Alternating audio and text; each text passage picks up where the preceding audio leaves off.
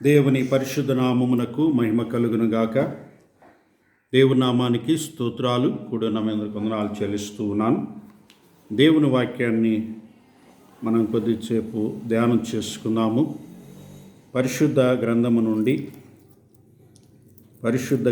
నుండి అపోస్తుడైన మత్తయి రాసిన శుభవార్త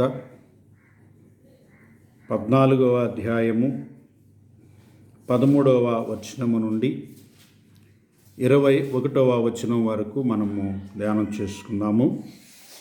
యేసు ఆ సంగతిని ధోని ఎక్కి అక్కడ నుండి అరణ్య ప్రదేశమునకు వెళ్ళెను. ఏకాంతముగా వెళ్ళెను. జన సమూహములు ఆ సంగతి విని పట్టణము నుండి కాలినడకను ఆయన వెంట వెళ్ళిరి. ఆయన వచ్చి ఆ గొప్ప సమూహమును చూసి వారి మీద కనికరపడి సాయంకాలమైనప్పుడు శిష్యులు ఆయన వద్దకు వచ్చి అరణ్య ప్రదేశం ఇప్పటికే పొద్దుపోయెను. ఈ జనులు గ్రామములోనికి వెళ్ళి భోజన పదార్థములను కొనుక్కొనుటకై వారిని పంపివేయుమని చెప్పిరి. యేసు వారు వెళ్ళనక్కరలేదు, మీరే వారికి భోజనము పెట్టుడని వారితో చెప్పగా, వారక్కడ మన యొద్ద 5 రొట్టెలు 2 చేపలను తప్ప మరి ఏమీ లేదని ఆయనతో చెప్పిరి. అందుకు ఆయన, వాటిని నా యొద్దకు తెండని చెప్పి పచ్చిక మీద కూర్చుండుడని జనులకు ఆజ్ఞాపించి ఆ 5 రొట్టెలను 2 చేపలను పట్టుకొని ఆకాశము వైపు కన్నులెత్తి ఆశీర్వదించి ఆ రొట్టెలు విరిసి శిష్యులకు ఇచ్చెను. శిష్యులు జనులకు వడ్డించిరి. వారందరూ తిని తృప్తి పొందిన తరువాత మిగిలిన ముక్కలు 12 గంపలు నిండా ఎత్తిరి. స్త్రీలను పిల్లలను కాక తినిన వారందరూ ఇంచుమించు 5,000 మంది పురుషులు. దేవుని నామానికి స్తోత్రాలు. ఈ వాక్యము మనం అనేక సార్లు విన్నాము, చదివాము, తెలుసుకున్నాము. మరోసారి పరిశుద్ధాత్మ దేవుడు ఈ వాక్యము ద్వారా మనతో మాట్లాడాలని ఆయన ఆశపడుతున్నాడు. కాబట్టి ఆయన మాటలు వినడానికి మనల్ని మనం సిద్ధపరచుకుందాం. ప్రేమ కలిగిన తండ్రి, పరిశుద్ధుడా, మీకు స్తోత్రాలు చెల్లిస్తూ ఉన్నాము. ప్రభువా, మేము నాయన మీ వాక్యములో నుండి మీ ఆత్మ ద్వారా మాకు అందించు సందేశమును మాకు నేర్పించు పాఠములను మేము నేర్చుకునడానికి మీరు సహాయం చేయండి. మీ ఆత్మతో మమ్మల్ని నింపండి తండ్రి. నన్ను నీ నోటి ఊరగా వాడుకొనండి ప్రభా. నీ అద్భుతమైన ఆశ్చర్యకరమైన నీ వర్తమానమును మీరు అందించండి. మీరు మహిమ పొందమని యేసు నామమున ప్రార్థిస్తున్నాము తండ్రి, ఆమేన్. దేవుని నామమునకు మహిమ కలుగునుగాక. దేవుని నామానికి స్తోత్రాలు. మనం చదివిన ఈ వాక్య భాగమును మనము కొద్దిసేపు ధ్యానం చేద్దాం. ఈ వాక్యములో ఉన్న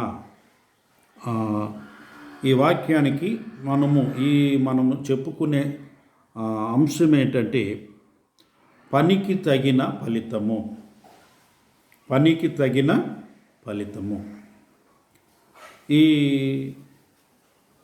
మనం చదువుకున్న ఈ భాగములో యేసు ప్రభు ఆయన ఏకాంతముగా అరణ్యముకు వెళ్ళినప్పుడు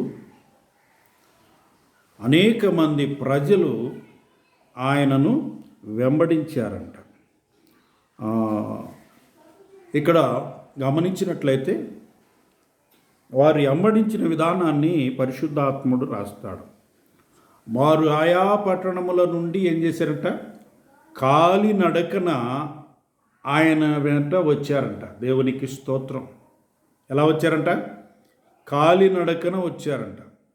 అంటే నడిచి ప్రభు వాక్యాన్ని వినడానికి, ప్రభు సందేశాన్ని వినడానికి, ప్రభువును చూడడానికి నడిచి వచ్చారు వాళ్ళు. ఈ దినాల్లో మనం చూస్తే వాహనాల మీద రావడానికి కూడా కష్టమైపోతుంది ప్రజలకి.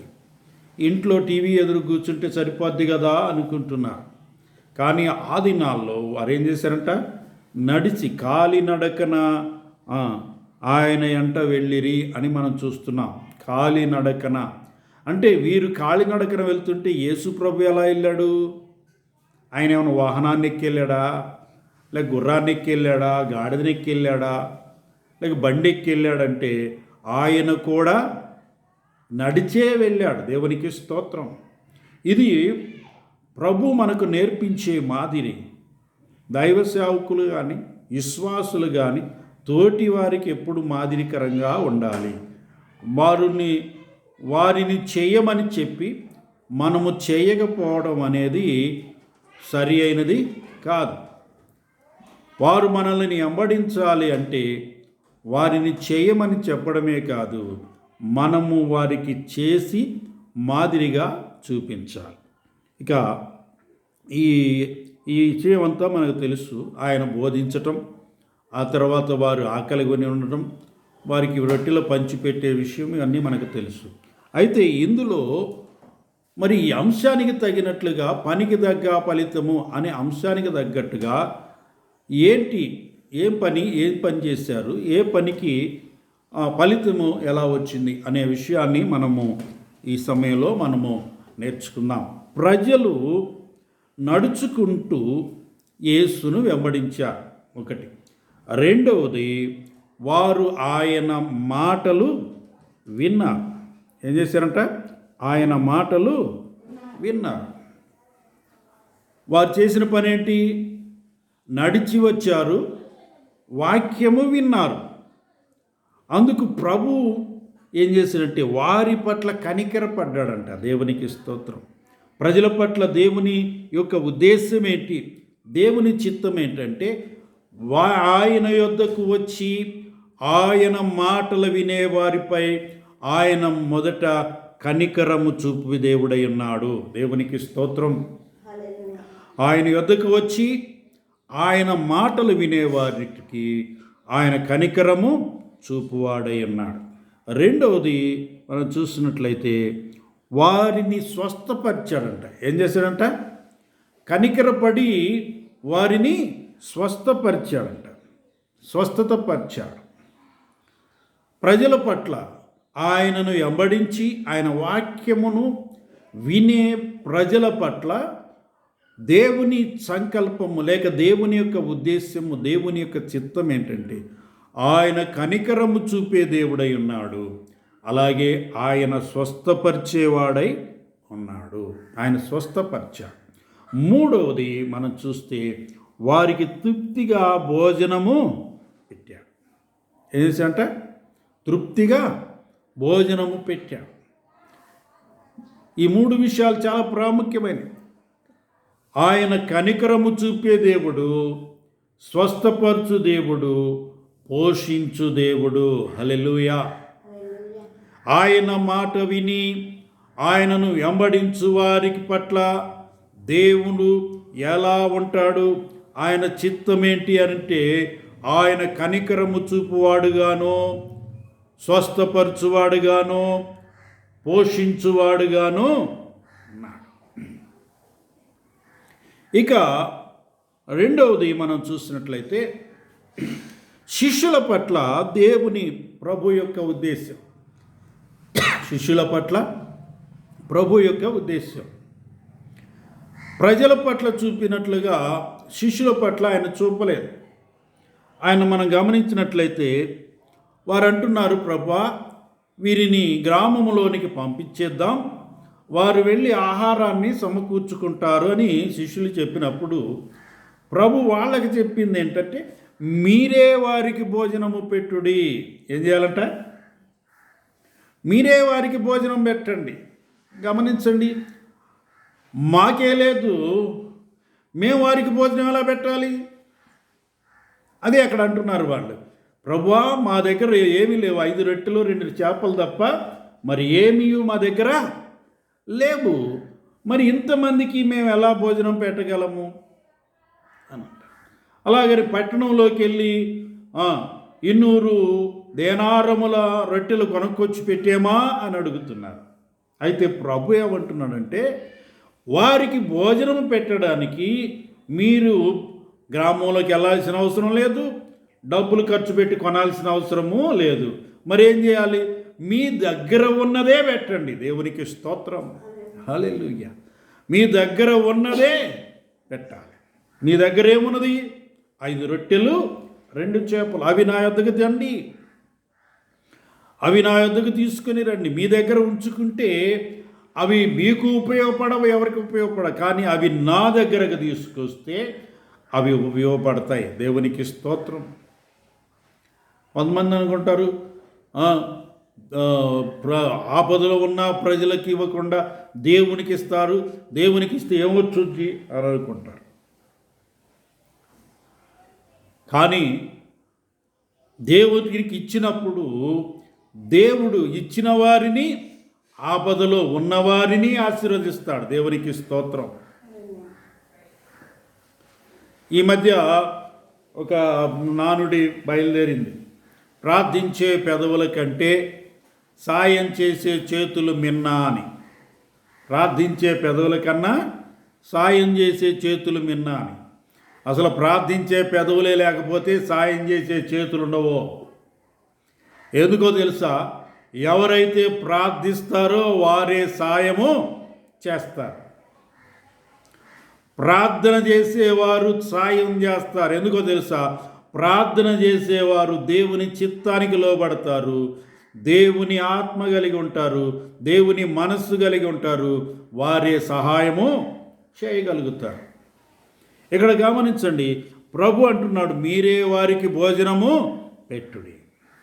రెండవది మనం గమనించినట్లయితే, వారు ఆ 5 రొట్టెలు 2 చేపలు యేసు ప్రభు దగ్గరికి తీసుకొచ్చిన తర్వాత ఆయన ఆశీర్వదించి ఏం చేశాడంట?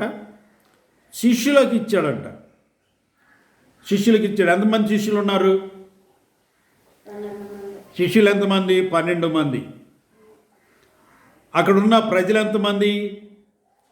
స్త్రీలను పిల్లలను గాక 5,000 మంది పురుషులు ఉన్నారు. అంటే స్త్రీలు పిల్లలను కలుపుకుంటే దగ్గరగా 10-15 వేల మంది ప్రజలు అక్కడ ఉన్నారు. వడ్డించేవాళ్ళు ఎంతమంది ఉన్నారు? 12 మంది ఉన్నారు. 12 మంది సుమారు 12,000 మందికి వడ్డించాలంటే ఎంత కష్టం, ఎంత కష్టం, ఎంత కష్టం.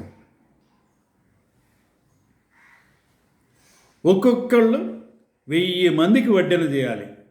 మనము ఏదైనా ఫంక్షన్ చేస్తే 200 మందికో 300 మందికో లేక 400 మందికో కనుక వంట తయారు చేస్తే దాన్ని వడ్డించడానికి 10-20 మంది, ఈ 400 మందికి 20 మంది వడ్డనం మొదలు పెడితే 1 గంట నుంచి 4 దాకా వడ్డిస్తూనే ఉంటారు కదా.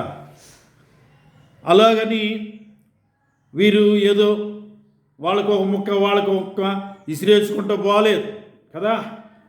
వారికో ముక్క ఇసిరేసుకుంటూ పోలేదు. వారందరికీ వడ్డించారంట. ఎలా వడ్డించారంటే వారందరూ తిని తృప్తి పొందారంట. ఏం చేశారంట? వారందరూ తిని తృప్తి పొందారు. అంటే ప్రతి ఒక్కరికి తృప్తిగా వారు వడ్డించారు.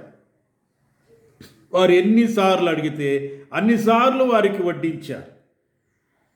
కాబట్టి 12 మంది ఏం చేశారట?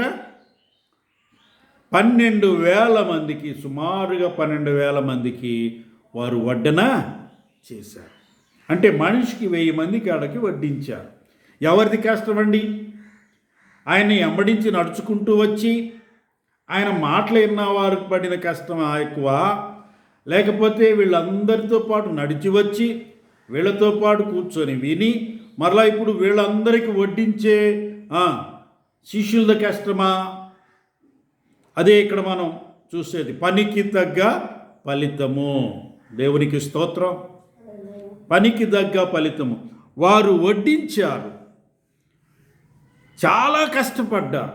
పైపెచ్చి ఇంకొకటి తెలుసా, వీరు కూర్చొని ఎన్నవారికైనా ఆకలి అవుతుంది, వీళ్ళకి ఆకలి కాలేదా? వీళ్ళు ఆకలితో లేరా? వీళ్ళు ఆకలితో ఉండి కూడా వీరి ఆకలి కాకుండా మొదట ప్రజల ఆకలి తీర్చారు. దేవునికి స్తోత్రం, హల్లెలూయా. దేవుని సేవకుడు అంటే తన ఆకలి కాకుండా ప్రజల ఆకలి చూసేవాడు. దేవుని సేవకుడు అంటే తన అవసరము కాకుండా ప్రజల అవసరాలు చూసేవాడు.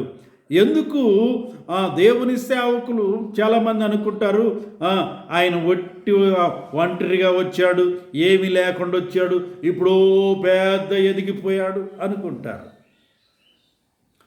కారణం ఏంటో తెలుసా?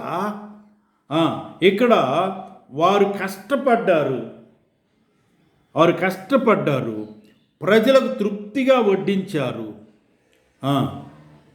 మూడవది, వారు తమ ఆకలిని మర్చిపోయారు.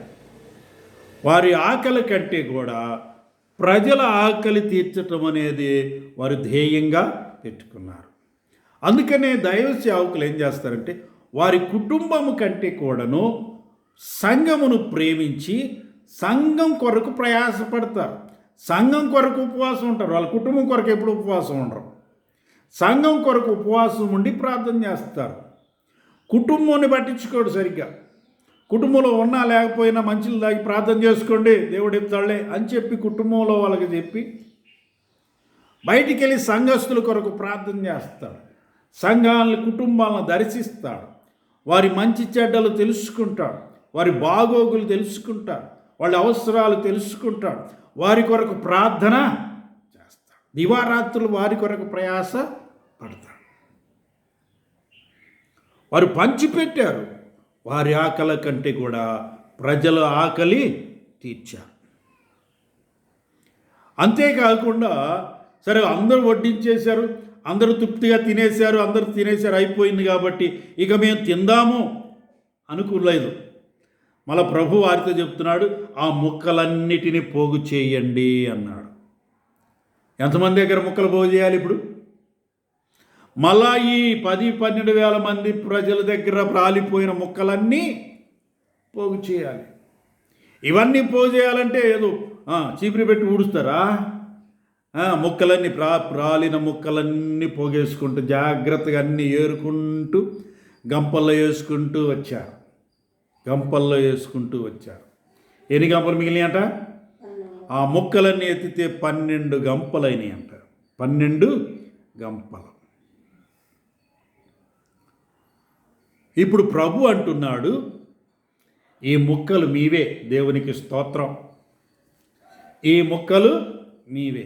గమనించండి, ప్రజలకు దేవుడు రొట్టెలు పంచాడు, దేవుని సేవకునికి ముక్కలు ఇస్తూ ఉన్నాడు. ప్రజలకు దేవుడు రొట్టెలు పంచిపెట్టాడు. వారందరూ రొట్టెలు తిన్నారు తృప్తిగా. సేవకుడు మిగిలింది ఏంటంటే ముక్కలు మిగిలినాయి. చిన్న చిన్న ముక్కలు. వారి దగ్గర రాలిపోయిన ముక్కలను దేవుని సేవకునికి అప్పగించాడు. అయితే ఇక్కడ ఆశ్చర్యకరం ఏంటంటే వారైతే రొట్టెనే తిన్నారు, 1, 2, 3. కానీ సేవకుడు ఏరుకున్న ముక్కల్లో గంపెడొచ్చినాయి. దేవునికి స్తోత్రం. గంపెడొచ్చినాయి. ఈ గంపెడు ఎవరిచ్చినాయి? ఇక్కడ గమనిస్తే ఈ గంపెడు ఎవరిచ్చినాయి అంటే వాళ్ళు ఇవ్వలేదు, ప్రజలు ఇవ్వలేదు. వీళ్ళు ఏమనుకుంటారంటే మేమిచ్చాము, మేము కానుకలు ఇస్తున్నాము, మేము ఇస్తుంటే తింటున్నారు, మేము ఇస్తుంటే పెద్దోళ్ళు అయ్యారు అనుకుంటారు. కాదు, నీవిస్తే కాదు, నువ్విచ్చేది మొక్కే. గమనించండి, ప్రభు ఏం చెప్పాడు? నువ్వు పని చేసి కష్టపడి నీ కష్టార్జితంలో 10వ భాగం తెచ్చేయమన్నాడు. 100 రూపాయలు సంపాదిస్తే 10 రూపాయలు నువ్వు ఇచ్చేది. 90 రూపాయలు తింటున్నా, నీవెక్కువ తింటున్నావా? 10 రూపాయలు ఇచ్చే దేవునికి ఇచ్చే 10 రూపాయలు సేవకుడు ఎక్కువ తింటున్నాడా? నువ్వు 90 తిని 10 ఇస్తున్నావు, అది కూడా ఇవ్వట్లా. 90 తిని 10 కూడా ఇవ్వట్లా. 90కి 100కు 100 తిని ఏం చేస్తున్నావు? ఆ రోజు వచ్చేలేక ఏదో 10 5 తీసుకెళ్ళి కానికేస్తున్నాం. దానికే మళ్ళీ మేము దేవునికి ఎక్కువ ఇచ్చేస్తున్నాం, దేవుడి సేవకుడు తిని ఎక్కువైపోతున్నాడు అనుకుంటున్నారు. మొక్కలు కూడా రాలనివ్వట్లా. ఆయన ఏరుకోవటానికి ముక్కలు కూడా రాలనివ్వట్లా. గమనించండి, ఇక్కడ వారిచ్చిన ఆహారం కాదు అపోస్తులు తిన్నది. అపోస్తులకు మిగిలింది ప్రజలిచ్చిన ఆహారం కాదు. ప్రజలు పడవేగా రాలిపోయిన వాటిని ఏరుకున్న ఆహారము వారికి మిగిలింది. ఏరుకున్న ఆహారం. ఇప్పుడు ప్రభు కూడా ఇవ్వలేదు వీళ్ళకి. గమనించండి, ప్రభు కూడా ఇవ్వలేదు. నేను ఇస్తాను, వాళ్ళకి అందరికి వడ్డించారు కదా, వాళ్ళందరికీ పనిచేశారు కదా, కాబట్టి నేను మీకు సమృద్ధిగా ఇస్తాను అని చెప్పలేదు. అని వారికి ప్రత్యేకంగా ఆయన ప్రత్యేక భోజనమేమీ పెట్టలేదు. ఏం చెప్పాడు? మొక్కలు పోగేసుకోండి అన్నాడు. ఇప్పుడు ప్రభు కూడా వీళ్ళకి ఇవ్వలేదు. ఎవరిచ్చారట? వీరు మొక్కలు పోగేసుకున్నారు. మొక్కలు పోగేసుకున్నారు. ప్రజలకు ప్రభు ఇస్తే ప్రజల దగ్గర నుండి మొక్కల్ని శిష్యులు తీసుకున్నారు. అంటే దేవుని ఆలోచన చూడండి. దేవుడు ప్రజలను దీవించటానికి చూస్తూ ఉంటాడు. నీవు ఎంతగా వర్ధిల్లుతావో, ఎంతగా దేవునికి ఇస్తావో అంతగా వర్ధిల్లుతావు. అంతగా వర్ధిల్లినప్పుడు అంతగా నీ యొద్ద మొక్కలు రాలుతూ ఉంటాయి. ఆ రాలిన మొక్కల్ని సేవకుడు పోగు చేసుకుంటాడు. ఆ 10 ముక్కలు కలిపి ఒక రొట్టిగా చేసుకొని సేవకుడు తింటాడు. అందుకే దేవుడు ఏం చేశాడంటే సేవకుడికి ముక్కలు అప్పగించాడు. ఎందుకు ముక్కలు అప్పగించాడంటే సేవకుడు ఎప్పుడు రొట్టెలు తినకూడదు. ఎందుకో తెలుసా? సేవకుడు రొట్టెలు తింటే తన మీద తను ఆధారపడాల్సి వస్తుంది.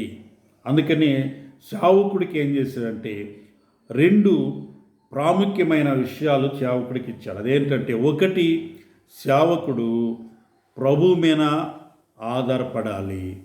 రెండవది, సంఘంపై ఆధారపడాలి. సంఘమే అతన్ని పోషించాలి. ప్రభువే ఆ ప్రజలను ఆశీర్వదించాలి. అందుకే సంఘం కొరకు ఎప్పుడు సేవకుడు ప్రార్థన చేస్తూ ఉంటాడు. ప్రభువా, సంఘాన్ని దీవించు, అభివృద్ధిపరచు, సంఘ బిడ్డలను ఆశీర్వదించు, వారి అవసరాలు తీర్చు, వారి అక్కలను తీర్చు, వాళ్ళని వృద్ధి చేయి, వాళ్ళ కుటుంబాలను దీవించు, వారి బిడ్డలను దీవించు, వారి పాడి పంటలు దీవించని వారందరి కొరకు, సంఘం అంతటి కొరకు ప్రార్థించేవాడు ఒక్క సేవకుడు మాత్రమే. కానీ ప్రజలైతే సంఘం అంతటి కొరకు ప్రార్థన చేయరు. ఏదో వారికి ఇష్టమైన వాళ్ళు 4-5 కొరకు ప్రార్థన చేస్తారు, లేదా అవసరతలు ఎవరన్నా ఉంటే వాళ్ళ కొరకు ప్రార్థన చేస్తారు, ఒక సేవకుడి కొరకు ప్రార్థన చేస్తారు. కానీ సంఘములో 10 మంది ఉన్నా, 100 మంది ఉన్నా, 200 మంది ఉన్నా, అందరి కొరకు ప్రార్థించేవాడు ఒక్కడ మాత్రమే ఉన్నాడు. ఆయనే సేవకుడు. అందుకని ఈ 100 మంది దగ్గర ఉన్న మొక్కలను ప్రభు నీకు ఇస్తాను, దేవుని సేవకుడికి ఇస్తున్నాడు. నీకైతే రొట్టిస్తున్నాడు. నీ రొట్టెలో నుంచి ఒక చిన్న ముక్కను తీసి సేవకుడికి ఇస్తూ ఉన్నాడు.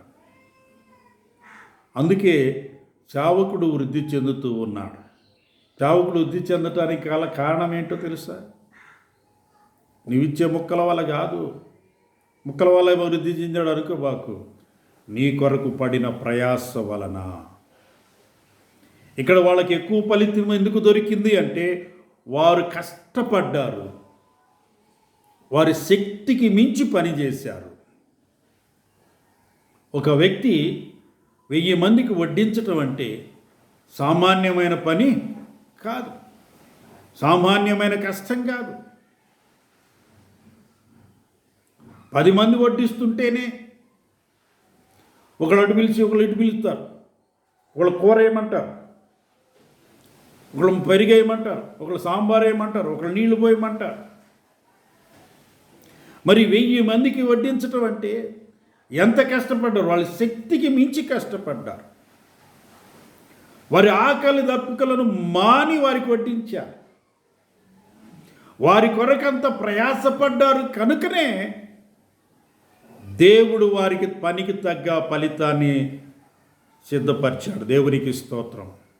కాబట్టి ప్రియ సహోదరుడా, సహోదరి, ఎవరో గొప్పోళ్ళు అయిపోతున్నారు, శావకుడు గొప్పోడైపోతున్నాడు, లేక ఇంకా ఎవరో గొప్పోళ్ళు అవుతున్నారు అని నీవు వ్యసనపడటం కంటేనో, వారిని చూసి ఈర్చిపడటం కంటేనో, వారు కష్టపడ్డారు గనక వారు వృద్ధి చెందారు కనుక నేను కూడా కష్టపడతాను, ప్రభు నన్ను వృద్ధి చేస్తాడు అని నీవు ప్రభుకి సమర్పించుకొని నీవు కూడా కష్టపడితే నీ కష్టానికి తగ్గ ఫలితాన్ని దేవుడు ఇస్తాడు. నీ పనికి తగ్గ ఫలితము దేవుడు సిద్ధపరుస్తాడు. అందుకే కొంతమంది దేవుని సేవకులను అనుసరించి వారు నడుస్తూ ఉంటారు, ఆయనతో తిరుగుతూ ఉంటారు, ఆయనతో కలిసి పని చేస్తూ ఉంటారు, ఆయనతో కలిసి ప్రభు పనిలో ప్రయాసపడతారు. అందుకే దేవుడు వారిని ఆశీర్వదించి వారిని సేవ చేయడానికి, దేవుని పని చేయడానికి వారిని సిద్ధపరుస్తాడు. వారు దేవుని పని చేయడం ద్వారా వారు కుటుంబ పరంగాను, ఆత్మల పరంగాను, ఆత్మీయంగాను వృద్ధి చెందుతారు. వృద్ధి చెందుతున్నారంటే దాని వెనుక వారు పడిన ప్రయాస, వారు పడిన కష్టము దేవుని ఆశీర్వాదాన్ని తీసుకొచ్చేలాగా చేస్తూ ఉంది. ఎందుకంటే కష్టపడని సోమరిపోతులకు దేవుడు ఎప్పుడు ఆశీర్వాదాలు ఇవ్వడం. సోమరులు ఎప్పుడు ఆశీర్వదించబడరు, శ్రమ పడేవారే ఆశీర్వదించబడతారు. కాబట్టి ఈ ఉదయకాలం సేవకుడు ఆశీర్వదించబడడానికి గల కారణం, అతడు శ్రమ పడ్డాడు, అతడు ఆహారాన్ని పంచిపెట్టాడు, అతడు తన ఆకలిని మర్చిపోయాడు, పెట్టేది కూడా అరకొరగా కాకుండా సమృద్ధిగా పెట్టాడు. అలాగే వారు వదిలేసిన ముక్కల్ని ఏరుకున్నాడు. తద్వారా దేవుని ఆశీర్వాదాలకు పాత్రుడై అభివృద్ధి పొందాడు. నీవు అభివృద్ధి చెందాలి అనుకుంటే ఎంబడించి విని ఇచ్చినది తిని తృప్తిపడి అంతవరకు మానుకునే వ్యక్తిగా గనక నీవు ఉంటే అంతవరకే ఉంటావు. ఇంకా నీవు అభివృద్ధి కావాలి అంటే, నువ్వు ఇంకా పైకి రావాలి అంటే, నీవు కూడా శిష్యులతో పాటు దీవించబడాలి అంటే నీవు కూడా శిష్యుడు చేసిన పని నువ్వు చేయాలి. నీవు కష్టపడాలి, నువ్వు ఇతరులకు పంచిపెట్టాలి, నీవు వారికి తృప్తిపడేటట్టుగా వాళ్ళకి పంచిపెట్టాలి, వారి కొరకు ప్రయాసపడాలి, నీ అవసరాల కంటే వారి అవసరాల కొరకు ప్రయాసపడాలి. వారు వదిలేసిన ముక్కలను పోగు చేసుకునే స్థితికి నీవు రావాలి. అప్పుడు దేవుడు నిన్ను ఆశీర్వదిస్తాడు, అప్పుడు నీవు అభివృద్ధి చెందుతావు. నీవు అభివృద్ధి చెందాలంటే, ఆశీర్వదించబడాలి అంటే నీవు కేవలము ఎంబడించి వాక్యాన్ని విని తృప్తి పొందే వ్యక్తిగా గనక ఉంటే నువ్వు అక్కడే ఉంటావు. ఇక ఇని తృప్తి పొందే దానిలో, తిని తృప్తి పొందే దానిలోనే ఉంటావు తప్ప అభివృద్ధిలోనికి రాలే. అభివృద్ధిలోకి రావాలంటే శిష్యుడిగా మారాలి, శ్రమ పడాలి, ఇతరుల కొరకు ప్రయాస పడాలి, వారి రక్షణ కొరకు ప్రయాసపడాలి, వారి క్షేమం కొరకు ప్రయాసపడాలి, వారి కష్టాలలో వారికి తోడై ఉండాలి, వారికి తృప్తిగా వారికి వడ్డించే వ్యక్తిగా నీ ఉండాలి. వారి దగ్గర నుండి ముక్కలు ఏరుకునే పరిస్థితిలోనికి నీవు రావాలి, ముక్కలు ఏరుకునే పరిస్థితిలోకి రావాలి. అంతేగాని వారి మీద పెత్తనం చెలాయించే పరిస్థితిలో నీవు ఉండకూడదు. కొంతమంది అంటారు దేవుని సేవకుడికి ఎదురు చెప్పకూడదు, దేవుని సేవకుడికి ఎదురు మాట్లాడకూడదు, దేవుని సేవకుని ప్రశ్నించకూడదు. అలా చేస్తే శాపగ్రస్తుడు అవుతాను. దరిద్రం. ఇలాంటి సేవకుడిని అసలు నమ్మొద్దు.